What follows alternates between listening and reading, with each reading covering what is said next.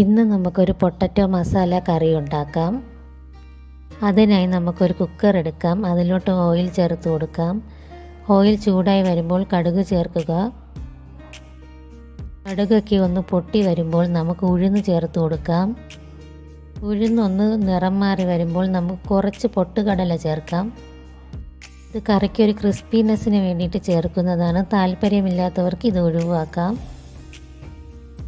ഇതിൻ്റെ നിറം മാറി വരുമ്പോൾ നമുക്ക് 2 വെളുത്തുള്ളി ചേർത്ത് കൊടുക്കാം. ഒരു ചെറിയ കഷ്ണം ഇഞ്ചി ചതച്ച് ചേർത്ത് കൊടുക്കാം. പക്ഷേ എൻ്റെ കയ്യിൽ അതില്ലാത്തത് കൊണ്ട് ഞാൻ ഇഞ്ചി വെളുത്തുള്ളി പേസ്റ്റാണ് ചേർക്കുന്നത്.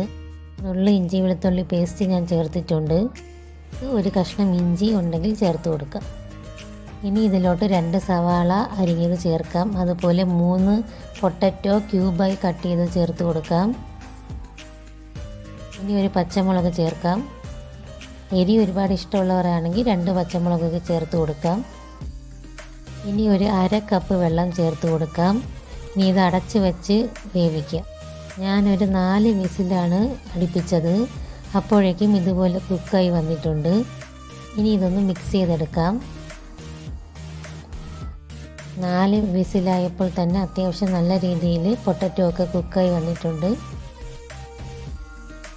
ഇതിലോട്ട് നമുക്ക് 1 കപ്പ് വെള്ളം ഒഴിച്ച് കൊടുക്കാം.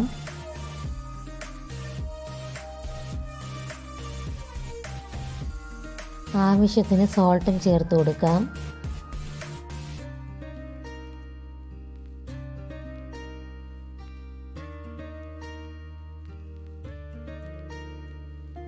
കുറച്ച് കറിവേപ്പിലയും ചേർത്ത് കൊടുക്കാം. അതിനോടൊപ്പം തന്നെ ഈ ഉരുളക്കിഴങ്ങ് നമുക്ക് നന്നായിട്ടൊന്ന് ഉടച്ചെടുക്കണം. എല്ലാം ഉടയ്ക്കേണ്ട, കുറച്ച് ഉടച്ചെടുക്കാം. കറിക്കൊരു കൊഴുപ്പ് കിട്ടാനാണ് അങ്ങനെ ഉടച്ചെടുക്കുന്നത്.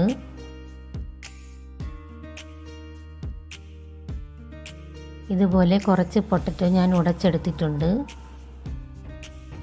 ഇനി നമുക്കൊരു 1/2 ടീസ്പൂൺ ഗരം മസാല ചേർക്കാം. എന്നിട്ട് നന്നായി മിക്സ് ചെയ്ത് കൊടുക്കുക.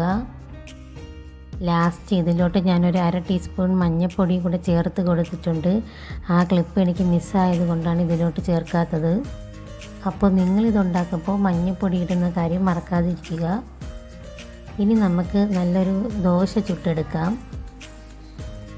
ഈ കറി വെച്ചൊരു മസാല ദോശ പോലെ ഉണ്ടാക്കാനാണ് പ്ലാൻ ചെയ്തിരിക്കുന്നത്.